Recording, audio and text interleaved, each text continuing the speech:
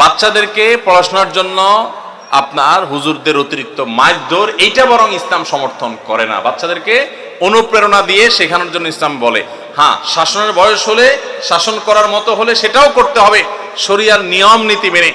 বাচ্চাকে নির্যাতন করার কোনো সুযোগ ইসলাম রাখে নাই। অতএব হুজুর নিজের মায়েরকে হালাল করার জন্য যদি এরকম জাল হাদিস বানায় নেন, অথবা বাপমা যদি বাচ্চাকে সহনশীল বানানোর জন্য এরকম বোগাস হাদিস শিখাই দেন, তো সেটা অবশ্যই ভুল হবে।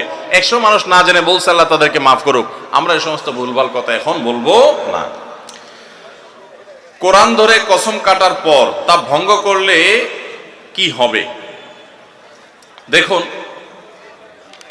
কসম বা শপথ করতে হবে আল্লাহর নামে। কোরআন স্পর্শ করে শপথ করা এটা শপথের মূল পদ্ধতি না। কিন্তু এরপরও যদি কেউ এরকম শপথ করে, তার উদ্দেশ্য যেহেতু হয় আল্লাহর নামে শপথ করাই, এই জন্য